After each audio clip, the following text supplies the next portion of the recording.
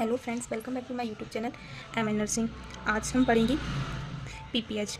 तो पीपीएच होता क्या है, पीपीएच किन कारणों से होता है और पीपीएच का मैनेजमेंट हम कैसे करेंगे, आज हम इस वीडियो में ये सारा कुछ कवर करेंगे। तो आज हम पढ़ेंगे पीपीएच। तो पीपीएच होता क्या है, पीपीएच का फुल फॉर्म क्या होता है। तो पीपीएच पोस्ट पार्टम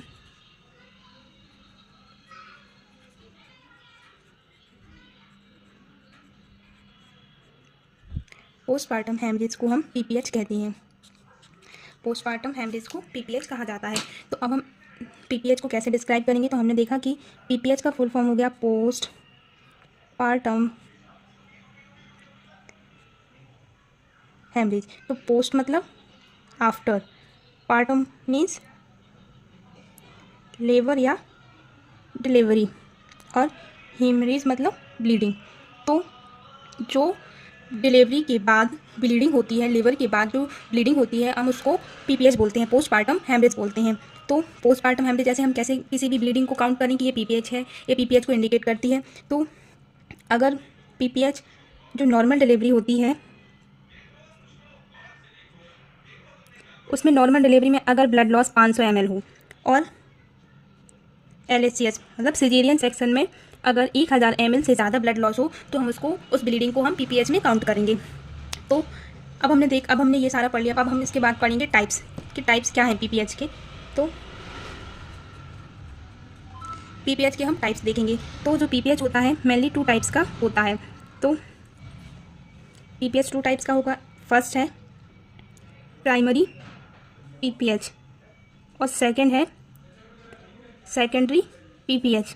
तो प्राइमरी पीपीएच हम किसको बोलेंगे। तो जो प्राइमरी पीपीएच होता है वो विदिन 24 आवर्स, अगर जो पीपीएच 24 घंटे के अंदर होता है हम उसको प्राइमरी पीपीएच बोलेंगे। और जो आफ्टर 24 आवर्स से लेकर 6 वीक्स या फिर 42 डेज तक ब्लीडिंग होती है, हम उसको सेकेंडरी पीपीएच बोलते हैं। तो पीपीएच क्या होगा, जो प्राइमरी पीपीएच होगा वो 24 घंटे के अंदर ही होगा। जैसे डिलीवरी हुई उसके 24 घंटे के अंदर जो पीपीएच होगा हम उसको प्राइमरी पीपीएच बोलेंगे। सेकेंडरी पीपीएच हम किसको बोलेंगे कि 24 घंटे निकल चुके हैं डिलीवरी के बाद, उसके बाद जो ब्लीडिंग होगी वह 6 वीक के अंदर या 42 दिन के अंदर जितनी भी ब्लीडिंग होगी हम उसको सेकेंडरी पीपीएच में काउंट करेंगे।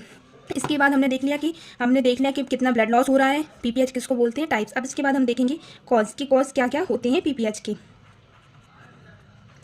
अब हम इसकी कॉज पढ़ेंगे पीपीएच की। तो जो पीपीएच की कॉज को हम 4T में पढ़ते हैं। इसको हम एक शॉर्ट फॉर्म में 4T ईजिली है कि 4T में हम इसके कॉजेज़ को पढ़ते हैं। तो अब हम पहला टी देखेंगे। तो पहला टी है टोन, दूसरा टी है टिशू, तीसरा टी है टीयर या ट्रॉमा, एंड जो लास्ट टी है वो है थ्रोम्बिन। तो पहला टी टोन, दूसरा टी टिश्यू, तीसरा टीयर और लास्ट है थ्रोम्बिन। तो अब टोन क्या है। तो जो हमारा यूट्रस होता है वो सॉफ्ट टिश्यूज से मिलकर बना होता है, और अगर वह अपना पहले जैसी कंडीशन में कॉन्टैक्ट नहीं हुआ, जो उसकी मायोमेट्रियम लेयर होती है वो पहले जैसी कंडीशन में कॉन्टैक्ट नहीं हुई, तो जो ब्लीडिंग है वो कंटिन्यू होती रहेगी। तो यूट्रस का अपने टोन में आना बहुत ज़रूरी है। तो टोन में अगर यूट्रस नहीं आएगा तो किस किस कारण से नहीं आएगा। तो एक तो ये हो गया कि अगर उसको मल्टीपल प्रेगनेंसी है, अगर किसी फीमेल को मल्टीपल प्रेगनेंसी है तब भी उसका यूट्रस टोन में नहीं आ सकता है। सेकंड वन हमने देखा कि अगर कोई फीमेल है उसमें हाइड्रो एमनियाज है, मतलब उसके अंदर जो एमनियोटिक फ्लूइड है उसकी मात्रा ज़्यादा थी तब भी। अगर हम देखेंगे कि मल्टी ग्रेविडा है, उसके बहुत सारे बच्चे हो चुके हैं, तो तब भी जो उसका यूट्रस होता है वो रिलैक्स रहता है, कॉन्ट्रैक्ट नहीं आता है, उसकी जो सेल्स होती हैं वो काफ़ी डिसेंडेड हो जाती है। यूट्रस की जो सेल्स होती हैं तो वो अपनी पहले जैसी कंडीशन में आने के लिए काफ़ी टाइम लगाती हैं, तो इसलिए भी यूट्रस टोन में नहीं आ सकता है। तो ये तो हो गए टोन में किस वजह से हमारा यूट्रस नहीं आ रहा है। अब हम देखेंगे टिशू।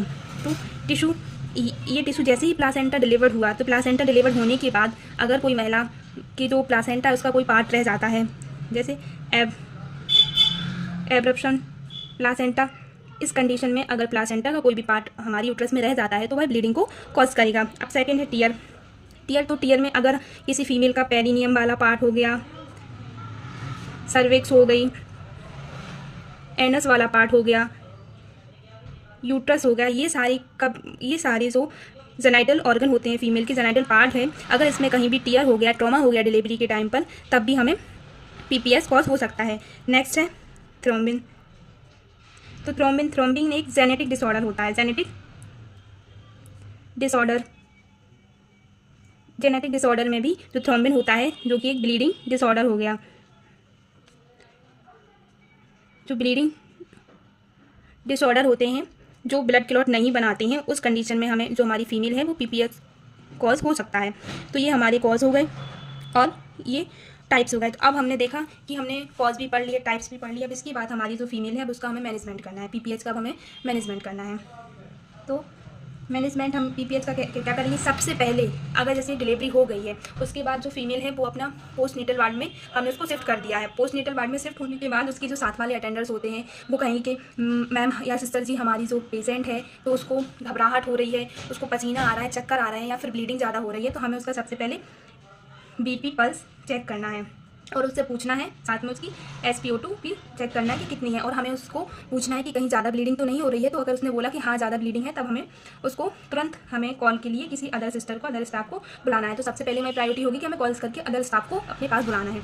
स्टाफ आ गया, अब हम जैसे स्टाफ आया तो हमने उसको IV कैनुला लगा दिया। तो कैनुला लगाया तो वो 16 गज से 18 गज का होना चाहिए। तो जो हमने IV कैनुला लगाया हम उसी से उसका ब्लड सैंपल ले लेंगे, क्योंकि अभी अगर बाई चांस उसका जो टॉन टिश्यू टीयर नहीं हुआ और थ्रोम्बिन कंडीशन हुई तो बाद में हमें उसका ब्लड अरेंज करने के लिए ज़्यादा ज़रूरत नहीं होगी। तो पहले से हम उसका ब्लड ले लेंगे और ये हमें लैब के लिए भिजा देना है उसका ब्लड। और इससे हमें जो IV कैनुला है तो उससे हमें IV में NS या फिर हम इसको RL 500 ml उसको कंटिन्यू IV लाइन कनेक्ट कर देंगे, जिससे कि उसको कार्डियक शॉक से हम उसको बचा सकें। ऐसा नहीं कि हाइपोवॉल्मिक शॉक हो जाए उसको, तो इसलिए हमें उसको RL या NS कनेक्ट कर देना है।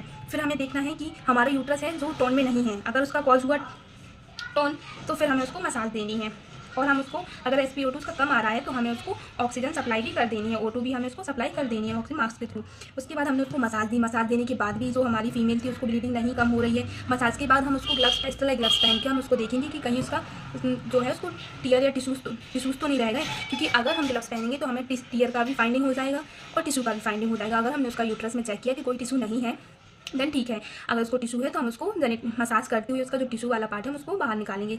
देन अगर उसको टीयर है तो हम प्रेशर देंगे, जिससे थोड़ा ब्लीडिंग कम हो जाए और जल्दी से सूचरिंग करेंगे उस एरिया की। उसके बाद अगर हमने देखा कि ये सारा हो गया, अब हम उसको इंजेक्शन में क्या देंगे, 5 या 10 यूनिट हम उसको ऑक्सीटोसिन दे देंगे, क्योंकि ऑक्सीटोसिन देने से अगर जो हमारा ब्लड हो ज़्यादा ब्लीडिंग हो रही है तो वो कंट्रोल में हो सकती है। तो हम उसको ऑक्सीटोसिन दे देंगे। और फिर हमने अपना जो था फाइंडिंग कर ली कि टॉन की वजह से हो रहा है, तो हमने उससे मसाज की तो हमारा पेशेंट ठीक हो जाएगा। और फिर हमने उसको देखा कि उसका जो टिश्यू वाला पार्ट था अगर वो पार्ट रह गया है तब भी हम उसके जो टिश्यू को निकाल देंगे, तब भी ब्लीडिंग ठीक हो जाएगी। और फिर उसके बाद अगर टीयर या ट्रॉमा हुआ है तो हमें उसकी सूचरिंग कर देनी है। देन थ्रोम्बिन वाली अगर कंडीशन है तो इसके लिए हमें अपना हायर सेंटर हमें पेशेंट को रेफर करना है। तो ये हो गया हमारा पीपीएच क्या होता है, आफ्टर डिलीवरी जो ब्लीडिंग होती है हम उसको पीपीएच बोलते हैं। तो जो नॉर्मल डिलीवरी होगी उसमें 500 ml ब्लड लॉस होगा और जो सीजेरियन सेक्शन वाला डिलीवरी होगी उसमें 1000 ml ब्लड लॉस होगा, तो हम उसको पीपीएच में काउंट करेंगे। देन पीपीएच होते हैं 2 टाइप्स की, primary PPH and secondary PPH. तो प्राइमरी पीपीएच हम किसको बोलेंगे, प्राइमरी मीन्स फर्स्ट। तो विद इन 24 यानी फर्स्ट 24 आवर्स में जो ब्लीडिंग होगी हम उसको प्राइमरी पीपीएच बोलेंगे। देन आफ्टर 24 आवर्स से लेकर 6 वीक या 42 डेज तक जो भी ब्लीडिंग होगी हम उसको सेकेंडरी पीपीएच बोलेंगे।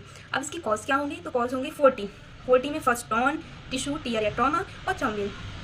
टॉन किस वजह से नहीं अपने यूट्रस टॉन में आ सकता है, अगर उसको मल्टीपल प्रेगनेंसी है या हाइड्रोएमनिया से या मल्टी ग्रेविडा फीमेल है तो जो उसका यूट्रस है वो टॉन में काफ़ी टाइम बाद आता है, टॉन में नहीं आता है। फिर टिश्यू जैसे एब्रप्शन प्लेसेंटा होता है वो अपना कुछ पार्ट यूट्रस की मायोमेट्रा में छोड़ देता है, जिससे कि ब्लीडिंग कॉज हो सकती है। टीयर में पेरिनियम भी हो सकता है, सर्विक्स एनएस यूट्रस कहीं भी उसको टीयर या ट्रॉमा हो सकता है, तब भी इस कंडीशन में हमारे पेशेंट को पीपीएच हो सकता है। थ्रोम्बिन ये जेनेटिक डिसऑर्डर है जिसमें ब्लीडिंग या क्लॉटिंग फैक्टर होते हैं जो वो वर्क नहीं करते हैं। इसके मैनेजमेंट के लिए हमें पल्स बीपी नॉर्मली इसका चेक करना है, अपने साथी को बुलाना है, IV लाइन हमें उसको कनेक्ट करना है, कैनुला 16 से 18 नंबर का डालेंगे और उसका ब्लड सैंपल हम लैब में दे देंगे। उसको IV लाइन कनेक्ट करेंगे, अगर मसाज करेंगे, टॉन की दिक्कत होगी तो मसाज से ठीक हो जाएगी, टिश्यू की दिक्कत होगी तो हम उसका एग्जामिन से कर देंगे, टीयर की दिक्कत होगी तो रिपेयरिंग से ठीक हो जाएगी, अगर थ्रोम्बिन की दिक्कत है तो हम उसको हायर सेंटर पे भेजना पड़ेगा। हम उसको ऑक्सीटोसिन 5 से 10 यूनिट ऑक्सीटोसिन IV चला देंगे तो हमारा पेशेंट ठीक हो जाएगा। बट हमें उसको ऑब्जर्वेशन में रखना है और उसका BP पल्स ये सारे जो वाइटल्स होते हैं उसके हर 2 आधा 15 मतलब ऐसे कि पहले आधे घंटे में, फिर 1 घंटे में, फिर 2, फिर 4 से 6, फिर 8 घंटे में हमें ऐसे जैसे जैसे हमारा पेशेंट रिकवर हो जाता है वैसे वैसे उसके हमें उसका वाइटल साइंस लेते रहना है। तो ये हो गया हमारा PPH. Thank you for watching. अगर आपको ये पीपीएच वाला पार्ट समझ आया तो प्लीज़ वीडियो को लाइक एंड शेयर कीजिए और चैनल को सब्सक्राइब कीजिए। Thank you for watching.